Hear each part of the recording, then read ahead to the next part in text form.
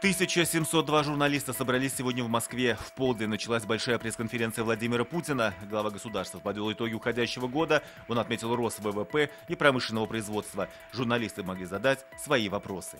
Первый полет Ту-22М3М Казанского авиационного завода пройдет до конца года. Об этом сегодня в столице республики сказал заместитель министра обороны России Алексей Криворучко. Ему показали производственные цеха КАПО, а также Казанского вертолетного завода.